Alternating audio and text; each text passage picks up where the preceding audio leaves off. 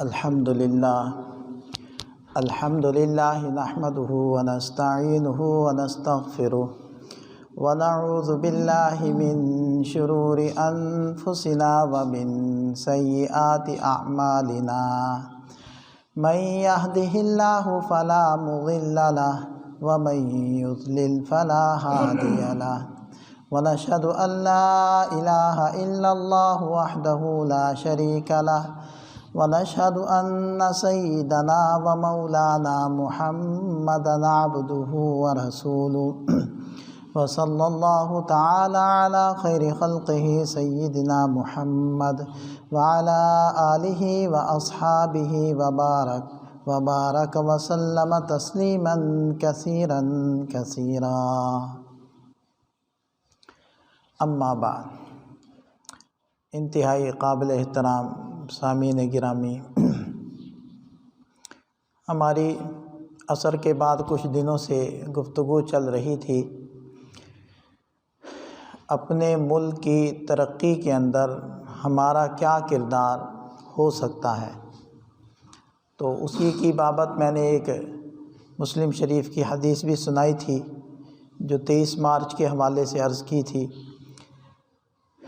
تو اسی عنوان کے تحت میں آج کی مجلس میں گفتگو کرنا چاہتا ہوں کہ وہ کیا کیا کرنے کے کام ہیں جو ہم کر سکتے ہیں اور ہم اپنے ملک کو آگے لے جا سکتے ہیں. اس میں سے ہر ایک اپنا کردار ادا کر سکتا ہے. یہ کہنا کہ جی میرے تو اختیار میں کچھ نہیں، میں کچھ نہیں کر سکتا یا میں کیا کروں، تو ایسی بات نہیں ہے. بہت کچھ ہمارے اختیار کے اندر بھی ہے، ہم بھی کر سکتے ہیں. تو آج اسی پر ہم گفتگو کریں گے کہ ہم کیا کیا کر سکتے ہیں. تو شروع کرتے ہیں کہ سب سے پہلے جو ہم اپنے ملک کی ترقی کے لیے کام کر سکتے ہیں وہ ہے مردم سازی، افراد تیار کرنا، ایسے باصلاحیت اور عمدہ کردار کے حاملین نوجوان اور افراد اور شخصیات تیار کرنا جو ملک کی تعمیر و ترقی کے اندر اپنا بہتر کردار ادا کر سکتے ہیں. اس کے لیے جو والدین ہیں وہ بھی اپنا کردار ادا کر سکتے ہیں اور جو اساتذہ کرام ہیں وہ بھی اس کے اندر اہم کردار ادا کر سکتے ہیں. افراد سازی کے اندر کیا کیا چیزیں جو ہے زیر بحث آتی ہیں اور کن چیزوں کو مد نظر رکھنا چاہیے. اس میں سے سب سے پہلی چیز اور بنیادی چیز وہ ہے تعلیم. بہترین تعلیم کا ہونا وہ انسان کی شخصیت کے نکھارنے اور اس میں مختلف صلاحیتوں کو پیدا کرنے کے اندر ایک بنیاد کا کردار ادا کرتی ہے.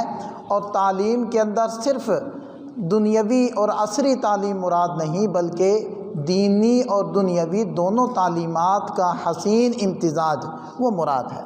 کیونکہ انسان کی ذاتی شخصیت اور اس کے اندر نکھار یہ دینی تعلیم پیدا کرے گی اور انسان کے اندر مختلف مہارتیں یہ دنیاوی تعلیم پیدا کرے گی. اور حقیقت میں اگر دیکھا جائے تو کچھ بھی دینی اور دنیاوی نہیں ہے، سب کچھ ہی دینی ہے. کیسے کہ اللہ جل شانہ نے اس کائنات کو پیدا فرمایا اور انسان کو اپنا خلیفہ اور نائب بنا کر اس دنیا میں بھیجا. اس انسان کی رہنمائی کے لیے تمام علوم اللہ جل شانہ نے آسمان سے اتارے اور انبیاء کرام کے ذریعے سے اتارے. لہذا آپ دیکھیں کہ انی جاعل فی الارض خلیفہ، جب اللہ تعالیٰ نے ارشاد فرمایا کہ میں زمین میں اپنا ایک خلیفہ اور نائب بنانا چاہتا ہوں، یعنی حضرت آدم علیہ السلام کو پیدا کرنے کا خیال اللہ تعالیٰ نے وہ فرشتوں کے سامنے رکھا اور ارادہ ان کے سامنے رکھا، تو ساتھ میں یہ بھی ارشاد فرمایا وَعَلَّمَ آدَمَ الْأَسْمَاءَ كُلَّهَا، پھر اللہ نے آدم کو سارے علوم سکھا دیے، سارے فنون سکھا دیے. جتنے بھی فنون اور پیشے اور حرفتیں ہیں وہ تمام بھی اللہ تعالیٰ نے آسمان سے اتارے اور جتنے علوم و فنون ہیں وہ سب اللہ نے آسمان سے اتارے. تو اگر دیکھا جائے تو کسی بھی زبان کے اندر کوئی بھی پڑھا یا پڑھایا جانے والا فن ہے تو وہ اصل میں اللہ کا بھیجا ہوا ہے. اللہ کا اتارا ہوا ہے، اور ہم سب اللہ کے ماننے والے ہیں، تو ہمارا حق بنتا ہے کہ ہم اس چیز کو حاصل کریں۔ صرف اس وجہ سے کہ یہ غیر مسلم میں پایا جا رہا ہے اس وجہ سے ہم نہ چھوڑیں، بلکہ اس وجہ سے اس کو حاصل کریں کہ یہ علم بھی اللہ کا اتارا ہوا ہے اور اللہ کا سکھایا ہوا ہے۔ اللہ اگر نہ سکھائے، بندے کے اندر کیا صلاحیت ہے کہ وہ خود سے اس چیز کو سیکھ لے؟ تو جیسے کہ نبی پاک صلی اللہ علیہ وسلم نے ارشاد فرمایا، الحکمت ضالۃ المؤمن، حکمت مومن کی گمشدہ چیز ہے، جہاں سے پائے گا، جہاں اس کو وہ نظر آئے گی، فہو احق بہا، وہ مومن ہی اس کا زیادہ حقدار ہے کہ اس کو حاصل کر لے۔ اسی وجہ سے آپ لوگوں نے یہ پڑھا سنا ہوگا کہ بھئی نصیحت کی بات تو آپ کو دیوار پر لکھی ہوئی نظر آ جائے تو اس کو حاصل کر لو، اس کو اخذ کر لو، اس کو اپناؤ، محض اس وجہ سے مت چھوڑو کہ وہ دیوار پر لکھی ہوئی ہے۔ بالکل اسی طرح محض حکمت کی بات، علم کی بات کو اس لیے مت چھوڑو کہ اس کو پھیلانے والا یا اس کو سکھانے والا ایک غیر مسلم ہے، نہیں، بلکہ اس لیے لے لو کہ یہ حکمت کی بات ہے، یہ اصل میں مومن کی وراثت ہے اور مومن کی شان ہے، یہ ہم سے گم ہو گئی تھی، یہ اب ہمیں مل گئی ہے، ہم اس کے مستحق اور حقدار۔ تو دینی تعلیم سے جو معروف ہے وہ، اور دنیاوی تعلیم سے جو معروف ہے وہ، دونوں قسم کی تعلیمات کے حاملین افراد پیدا کرنا، یہ شخصیت سازی، مردم سازی کی بنیاد کے اندر داخل ہے۔ تو عمدہ تعلیم وہ جب تک حاصل نہیں ہوگی، ملکی ترقی میں اہم کردار، نمایاں کردار ادا کرنے والے افراد آپ کو نظر نہیں آئیں گے۔ لہذا دیکھ لیں کہ اگر دنیاوی علوم و فنون کا زور ہے تو وہ دینی تعلیمات سے خالی ہوتے ہیں، وہ اخلاص سے خالی ہوتے ہیں، وہ ملک کی خدمت کے جذبے سے عاری ہوتے ہیں، وہ امانت اور دیانت کے جذبات سے خالی اور تہی دامن ہوتے ہیں، لہذا ملک ترقی نہیں کر پاتا۔ تو سب سے بنیادی چیز کیا ہے کہ افراد تیار کیے جائیں، اور افراد تیار کرنے کے لیے ان کی بنیادوں میں کیا چیز ڈالنی ہوگی؟ ہمیں دینی اور دنیاوی تعلیم وہ ان کو دینی ہوگی۔ دوسری بات، ہمیں اپنے معاشرے کو، اور خاص طور پر معاشرے میں سے اپنے نوجوانوں کو، وہ ماضی اور مستقبل سے باخبر رکھنا ہوگا۔ ماضی سے اس لیے کہ جو قوم اپنی تاریخ سے ناواقف ہوتی ہے وہ اپنی غلطیوں میں سدھار پیدا کر کے ترقی نہیں کر پاتی۔ ماضی میں جو کچھ ہوا، کیا کچھ ہوا، مسلمانوں کا شاندار ماضی کیا تھا، مسلمانوں نے کن اصول و ضوابط پر عمل کر کے یا کن صفات کو اپنا کر پوری دنیا کے اندر اپنی حقانیت کا لوہا منوایا تھا، اور پوری دنیا پر کیسے حکومت کی تھی، اور کن کمزوریوں، کن غلطیوں کی بنا پر مسلمان زوال پذیر ہوئے اور آج دنیا سے ایسے حکومتوں سے پیچھے ہٹ گئے، خلافت سے پیچھے ہٹ گئے کہ کوئی ایک خطہ بھی دکھانے کے قابل نہیں ہے کہ جہاں 100% اسلامی قوانین وہ اپنی پوری آب و تاب کے ساتھ نافذ ہو۔ ایک خطہ بھی یہاں اس وقت دنیا کے اوپر موجود نہیں ہے۔ اسلامی ریاستوں کے نام سے تو بہت سارے 56 ممالک موجود ہیں، لیکن پورا اسلام نافذ ہو یہ نہیں آپ دکھا سکتے۔ تو وہ کون سی غلطیاں تھیں جن کو کرتے رہے اور اس کا نقصان یہ ہوا، اور آج ہم ان غلطیوں کو چھوڑیں؟ یقین جانیں میں نے تھوڑا بہت تاریخ کو جب پڑھا تو مجھے نظر آیا کہ جتنی غلطیاں ماضی میں ہوتی رہیں 100% اب بھی ہو رہی ہیں۔ عوام اور خواص وہی غلطیاں کر رہے ہیں جو پہلے کرتے رہے، تو ترقی کیسے ہوگی، آگے کیسے بڑھیں گے؟ تو بہرحال وہ غلطیاں کیا ہیں وہ ان کے اوپر تو پھر کبھی گفتگو کی جائے گی۔ اب تو میں ایک بیسک تھیم آپ حضرات کے سامنے رکھنے لگا ہوں کہ یہ جو ہم باتیں کرتے ہیں کہ ملک کو ترقی کرنا چاہیے اور اس کے لیے ہمیں اپنا کردار ادا کرنا چاہیے، اس کا بیسک تھیم کیا ہے، اس کی بنیادی اور اساسی چیزیں کیا ہیں، میں صرف وہ چیزیں جو ہے لکھ کر لایا ہوں، تلاش کر کے لایا ہوں۔ تو ماضی پر نظر، گہری نظر، اور اسی کے ساتھ ہے مستقبل سے باخبر۔ مستقبل سے کیسے باخبر ہوں گے؟ یعنی ہمیں اور ہمارے نوجوانوں کو اس بات سے باخبر رہنا ہوگا کہ دنیا اب کس طرف جا رہی ہے، اور دنیا کے اندر موجود وسائل اور اسباب اور جدید ترین ذرائع سیکھنے اور سکھانے کے، آگے بڑھنے اور کام کرنے کے کون کون سے ہیں، اور ہم ان ذرائع کو کیسے استعمال کر سکتے ہیں، چاہے وہ انٹرنیٹ ہے، چاہے وہ واٹس ایپ ہے، چاہے وہ یوٹیوب ہے، چاہے کچھ بھی ہے، جتنے بھی ٹولز ہیں ان کا مثبت استعمال، پازیٹیو استعمال اس کا کیا ہے اور نیگیٹو یوز کیا ہے، تاکہ ہم اس سے بچیں، اور اس کے ذریعے سے ان کو ہم کام میں لاتے ہوئے کس طریقے سے اپنے اوقات کو بچا سکتے ہیں اور بچے ہوئے اوقات کو اپنی ترقی میں لگا سکتے ہیں۔ ہو یہ رہا ہے کہ ماضی کے اندر 10 گھنٹے میں جو ہم کام کرتے تھے اب بھی ماشاءاللہ 10 گھنٹے لگا کر ہی کرتے ہیں، اور یہ جو ترقی یافتہ ممالک ہیں انہوں نے کیا کیا، وہ 10 گھنٹے میں جو کام کرتے تھے آج جدید ذرائع اور وسائل کے بل بوتے پر وہ 10 گھنٹوں کا کام کر رہے ہیں 2 گھنٹے میں، اور 8 گھنٹے بچا کر اگلا کام کر رہے ہیں، ترقی جس کو کہتے ہیں۔ ہم وہی اسی دائرے میں، وہ کولو کے بیل کتنا، ہم سے وہی نہیں مینیج ہو رہا۔ تو یہ ہے مستقبل پر نظر، دنیا بدل رہی ہے، کدھر جا رہی ہے دنیا، کیا دنیا میں تبدیلیاں پیدا ہو رہی ہیں، اور ہم نے اس کے لیے کیا پالیسی اختیار کی، ہم نے اس کے لیے کیا عملی قدم اٹھائیں۔ دنیا بہت تیزی سے بدل رہی ہے، تیزی سے اس کے اندر تبدیلیاں پیدا ہو رہی ہیں، ہم وہیں کے وہیں جوں کہ توں، بس ہم ایک 4 دیواری سے باہر سوچنے کے لیے تیار نہیں، جھانکنے کے لیے تیار نہیں، ہم آنکھیں موند لیتے ہیں یہ کہہ کر سب ٹھیک ہے، ہم بہت کچھ کر رہے ہیں، ہم نے بڑا کمال کر لی، ہمارے آبا ایسے تھے، انہوں نے یہ کیا تھا وہ کیا تھا۔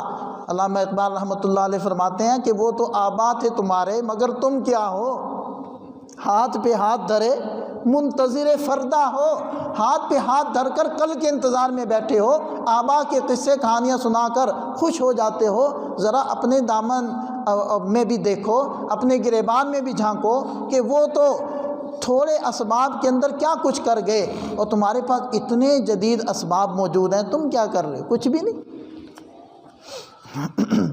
تو ماضی اور مستقبل پر نظر ہم سب کی ہوگی، ہمارے نوجوان طبقے کی ہوگی، ہمارے پڑھنے پڑھانے والوں کی ہوگی، ہمارے عملی میدان میں کام کرنے والوں کی ہوگی، من حیث القوم اور من حیث الافراد، یہ گہری اور وسیع نظر ہوگی۔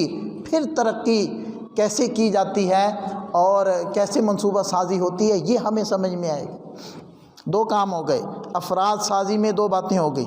تیسری چیز، ہمیں نظم و ضبط میں آنا ہوگا، خود ہمیں منظم ہونا ہوگا اور دوسروں کو یہ تنظیم سکھانی ہوگی۔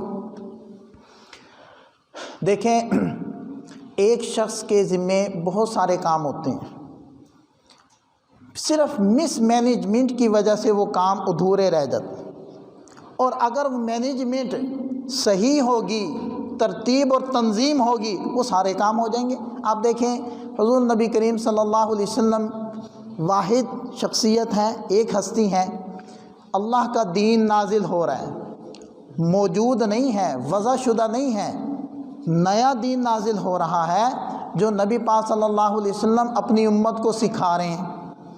اب ایک قرآن کو ایک حافظ صاحب قاری صاحب سکھاتے ہیں، صبح سے لے کر ان کو شام ہو جاتی ہے، اس کے بعد ان کو کوئی ہوش نہیں ہوتا، وہ کہتے ہیں میں تھک گیا صرف قرآن یاد کروانے میں۔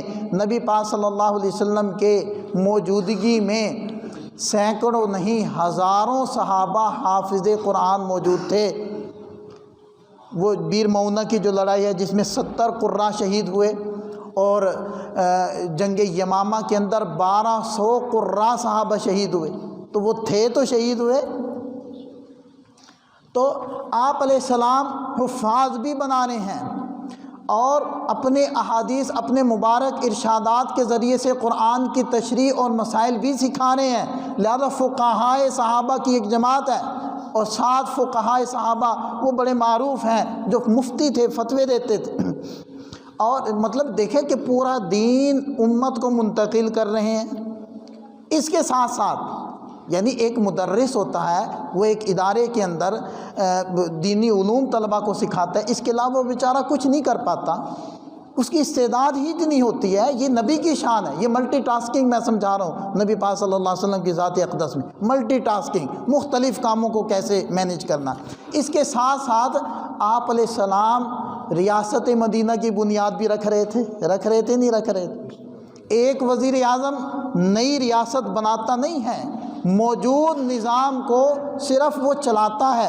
سب کچھ بنا ہوتا ہے، میکانزم نہیں بناتا. میکانزم بنا ہوا ہے، ادارے موجود ہیں اور ان کا سسٹم موجود ہے. صرف وہ اس کے اندر آ کر اپنا کردار ادا کرے گا اور اس کے بعد سیٹ چھوڑ دے گا، نئے افراد اس پر آ جائیں گے. نبی پاک صلی اللہ علیہ وسلم ریاست بنا رہے ہیں، ادارے قائم کر رہے ہیں. یہ بھی تھا. پھر دیکھیں ملک ہے، ملک پاکستان ہے، کوئی جنگیں نہیں ہیں، کوئی کسی سے لڑنا بھیڑنا نہیں ہے، سب ادارے اپنے اپنے حدود میں کام کر رہے ہیں. نبی پاک صلی اللہ علیہ وسلم نے اپنی وصال تک سکھ کا سانس نہیں لیا. یعنی آخری کون سا تھا غزوہ؟ تبوک. اور آپ علیہ السلام جب بستر مرگ پر تھے اس وقت کیا کر رہے تھے؟ حضرت اسامہ ابن زید رضی اللہ عنہ کا لشکر بنا کر اس کو روانہ کر رہے تھے اور بار بار فرما رہے تھے اسامہ کے لشکر کو روانہ کرو، اسامہ کے لشکر کو روانہ کرو. یہ بستر مرگ پر ہیں آپ پورا دین بھی. اچھا ہماری کتنی بیویاں؟ ایک نا. اور ہم بڑا کمال کر رہے ہیں جی، ہم نے گھر سنبھالا ہوا ہے جی، ہم گھر چلا رہے ہیں. نبی پاک صلی اللہ علیہ وسلم کی 11 شادیاں تھیں، ایک ٹائم میں 9 بیویاں تھیں. یہ ہے کمال. یہ کیسے ہوا؟ یہ نظم و ضبط سے ہوا. اچھا اس سب کے ساتھ آپ علیہ السلام امام و خطیب بھی تھے. نمازیں کون پڑھاتا تھا مسجد نبوی میں؟ آپ علیہ السلام. جمعے کا خطبہ کون دیتا تھا؟ نبی پاک صلی اللہ علیہ وسلم. اب آئی بات سمجھ میں؟ یہ نظم و ضبط کی برکت ہوتی ہے. یہ اس کا فائدہ ہوتا ہے کہ جب سب منظم ہو جاتے ہیں تو تھوڑے وقت میں بہت سارا کام نکلتا ہے اور وہ کام ڈھنگ کا ہوتا ہے، وہ کام نظر آتا ہے، وہ کام ہوتا ہے، مفید ہوتا ہے، اس کو گنا جا سکتا ہے، اس کو دیکھا جا سکتا ہے، اس کو شمار کیا جا سکتا ہے. ہم فردن بہت سارا کام کرتے ہیں، بہت ساری ایفرٹ اور کوشش کرتے ہیں لیکن وہ کہیں نظر نہیں آتی. اس کو ہم دکھا نہیں سکتے، اس کو ہم بیان نہیں کر سکتے. یہ عدم تنظیم کی بنیاد پر ہوتی. تو تیسری بات میں نے کیا لکھی ہے؟ نظم و ضبط ہونا چاہیے مردم سازی میں. چوتھی چیز حسن اخلاق اور برداشت کا ماحول، اس کا ہونا بہت زیادہ ضروری ہے. اب آپ سوچیں گے کہ جی اس کا ملک کی ترقی میں اس کا کیا رول ہے؟ اگر آپ دیکھیں گہری نظر سے تو سارا رول ہی اس کا ہے. اگر آپ بااخلاق نہیں ہوں گے، بااخلاق کا کیا مطلب؟ آپ کے اندر وسعت ظرفی اور برداشت کا مادہ اس قدر ہو کہ آپ یہ کہہ دیں کہ چلو یار خیر ہے، کوئی بات نہیں. یہ جملہ کہنا بہت آسان ہے، اس پر عمل کرنے کے لیے زندگیاں لگ جانی ہیں. یہ پیدا نہیں ہوگی بات، یار چلو چھوڑو کوئی بات. ہمارے استاد صاحب فرمایا کرتے تھے یہ جملہ یاد کر لو، بار بار اس کو زبان سے دہراؤ، کوئی بات نہیں. یہ جملہ یہ کہنا بہت مشکل ہے، کوئی بات نہیں، یہ نہیں کہہ پائیں گے آپ. جب یہ بات دل میں پیدا نہیں ہوگی، برداشت پیدا نہیں ہوگی، تو پھر آپ کو بعض دفعہ بھائی کی بات برداشت نہیں ہوگی، بیوی کی بات برداشت نہیں ہوگی، والد کی بات برداشت نہیں ہوگی، بہن یا ماں کی بات برداشت نہیں ہوگی. جب یہ بندہ غصے میں گھر سے نکلے گا، اگر دکاندار ہے تو گاہکوں سے لڑے گا، اور اگر ڈرائیور ہے تو کسی کو ٹکر مارے گا، ایکسیڈنٹ کرے گا. اور اگر یہ کسی سرکاری یا غیر سرکاری آفیسر ہے، کہیں ملازم ہے، تو پھر یہ اپنی ذمہ داریاں نہیں نبھائے گا، یہ خام خواہ دوسروں کو تنگ کرے گا اپنا غصہ نکالنے کے لیے. تو اس سے جڑا ہوا سارا نظام وہ متاثر ہوگا. تو ملک کی ترقی میں ہم کیا کردار ادا کر سکتے ہیں؟ ملک کی ترقی میں کردار ادا کرنے کے لیے سب سے پہلا کام ہمیں یہ کرنا ہوگا کہ ہم مردم سازی کریں، ایسے افراد اور اشخاص بنائیں، پیدا کریں کہ جو ملک کی ترقی میں اپنا کردار ادا کریں. ایسے اشخاص کیسے پیدا ہوں گے؟ اس کے لیے 4 چیزیں میں نے بیان کی ہیں. پہلی بات کیا تھی کہ ان میں دینی اور دنیاوی علوم وہ پورے طریقے سے ان کے اندر سرایت کر جائیں، ایک بات۔ دوسری بات، وہ اس قدر وسیع النظر ہوں کہ ماضی اور مستقبل ان کے اوپر ان کی نظر ہو، تاکہ وہ تنظیم سازی کر سکیں، تاکہ وہ منصوبہ بندی کر سکیں اور ماضی کی غلطیوں سے بچ سکیں۔ تیسرے نمبر پر ان کے اندر نظم و ضبط ہو، ان کے اندر مینجمنٹ ہو، اور چوتھے نمبر پر حسن اخلاق اور برداشت کا مادہ ان کے اندر موجود ہو۔ یہ چار چیزیں اور بھی ہو سکتی ہیں جو میں نے تلاش کی ہیں یا میں نے جو لکھی ہیں وہ میں بیان کر رہا ہوں، کہ سب سے پہلا کام ہمیں یہ کرنا پڑے گا۔ اس کے اندر کون جو ہے عملی طور پر قدم اٹھا سکتا ہے؟ اس میں والدین اور اساتذہ اور جو بھی جس کے بھی ماتحت کچھ افراد ہیں، وہ اپنا کردار ادا کر سکتا ہے کہ اپنے ماتحتوں کو ان صفات کے ساتھ مزین کرے۔ جب وہ کرے گا تو پھر دیکھیں گے کہ یہ افراد ملک کی ترقی میں کردار ادا کرتے ہیں یا نہیں کرتے، وہ پھر کریں گے۔ یہ پہلا کام ہو گیا۔ دوسرا کام، ہنر سیکھیں۔ ملک کی ترقی کی بات چل رہی ہے نا، ہنر سیکھیں۔ ہنر سیکھنے کے 3 فائدے جو میں نے یہاں لکھے ہیں۔ پہلا فائدہ کہ آپ کے مشکل وقت میں وہ ہنر آپ کے کام آئے گا، ایک فائدہ۔ دوسرا فائدہ، جو آدمی کوئی ہنر سیکھ لیتا ہے نا، وہ ہنر والوں کو انسان سمجھنے لگ جاتا ہے، ورنہ بعض افسر لوگ وہ ہنر والوں کو انسان نہیں سمجھتے۔ وہ کہتے ہیں کہ یہ کیا کیڑے مکوڑے ہیں جو چھوٹے چھوٹے پیشے اپنائے ہوئے ہیں۔ کسی نے حمام بنایا ہوا ہے، ہیئر ڈریسر ہے، کوئی درزی ہے، کوئی لوہار کا کام کر رہا ہے، کوئی بڑھئی کا کام کر رہا ہے، کارپینٹر جس کو کہہ دیتے ہیں آج کل۔ تو یہ ذاتیں نہیں ہیں، یہ پیشے ہیں، پیشے جو لوگوں نے اپنائے ہیں مجبوری کی بنیاد پر۔ اب ایک صاحب چاہے وہ کسی بھی پوسٹ پر جانے کے لیے ایفرٹ کر رہا ہے، اپنی تعلیم حاصل کر رہا ہے، اگر وہ کوئی پیشہ بھی سیکھ لے گا تو اس کی نظر میں پیشے والے بھی انسان نظر آئیں گے اس کو بھی، اور وہ یہ کہے گا کہ بھائی یہ انہوں نے مجبوری کی بنیاد پر یہ پیشے اختیار کیے ہوئے ہیں، دیکھیں میں فلانے گریڈ کا افسر ہوں، میں نے بھی فلانا جو ہے وہ حرفت اور پیشہ وہ اختیار کیا ہوا، اس کو سیکھا ہوا ہے۔ وہ الگ بات ہے کہ مجھے کرنے کی اس وقت نہ ضرورت پیش آ رہی ہے اور نہ میرے پاس ٹائم ہے، لیکن بہرحال اس کے اندر ایک یہ بنیادی طور پر تبدیلی پیدا ہوگی۔ ہمارے دوستوں میں سے ایک دوست ہیں جو جج کے ساتھ ہوتے، اسٹینوگرافر ہیں، سمجھتے ہیں آپ لوگ، شارٹ لینگویج کے اندر وہ فیصلوں کو نقل کرتے ہیں۔ تو وہ پڑھ رہے تھے جب، تو انہوں نے درزیوں کا کام بھی سیکھ لیا تھا۔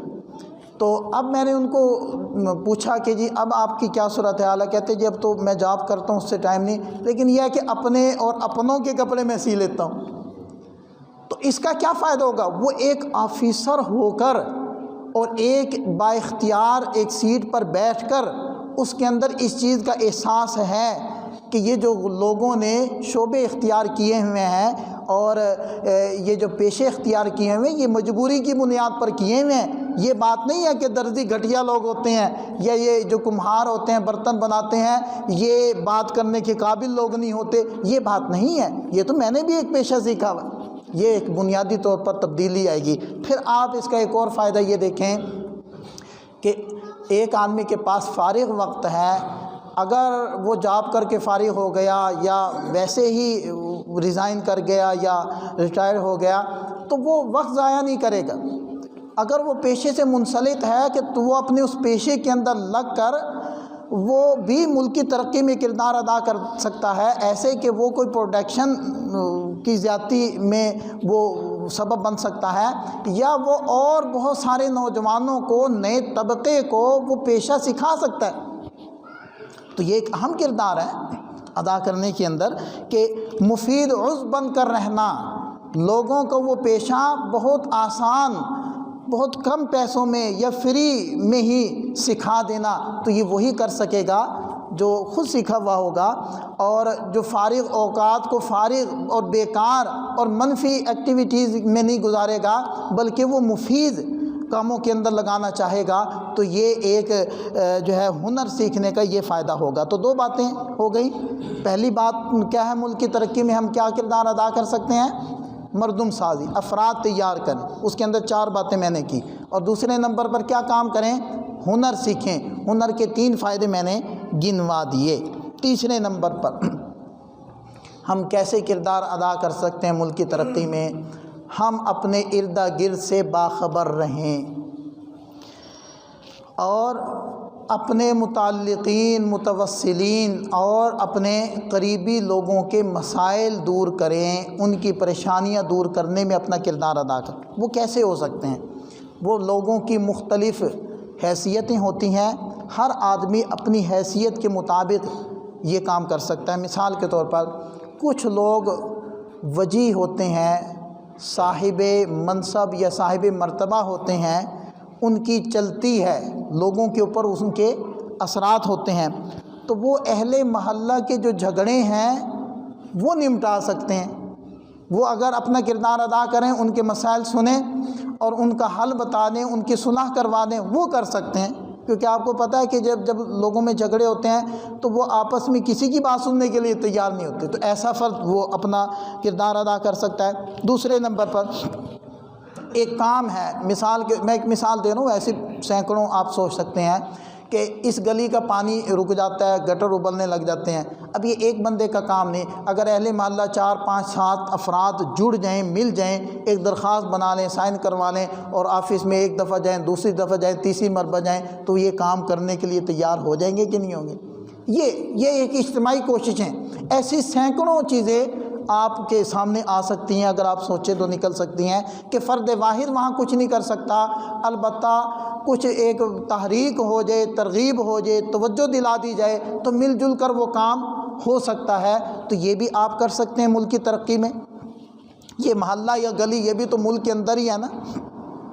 اچھا، اسی طرح اپنے گلی محلے کی صفائی کا کام کرنا کہ صاف ستھرا رہے، اس کے اندر ہم ذاتی اعتبار سے بھی اپنا کردار ادا کر سکتے ہیں کہ اپنا کوڑا کرکٹ باہر نہ پھینکیں، خالی پلاٹ میں نہ پھینکیں، اور اسی طرح اجتماعی طور پر بھی یہ کوشش ہو سکتی ہے کہ 5 7 10 افراد مل جائیں اور جو محکمہ ہے صفائی والا اس کے پاس جائیں، ان کو متوجہ کریں کہ بھئی یہاں اس قدر کوڑا جمع ہوتا ہے، اس کو سمیٹنے کا یا اٹھانے کا کوئی سلسلہ بندوبست نہیں ہے، تو آپ لوگ اس کے اندر کوئی ٹرالی یا کوئی ایسے ڈرم یہاں مہیا کریں جو روزانہ وہ گاڑی آئے اور اس کو اٹھا کر لے جائے۔ اب ایک فرد یہ کام نہیں کر پائے گا، مل جل کر ہوگا، یہ بھی ہم کردار ادا کر سکتے ہیں۔ اسی طرح سمال ایفرٹس کیا ہوتا ہے؟ چھوٹی چھوٹی کوششیں۔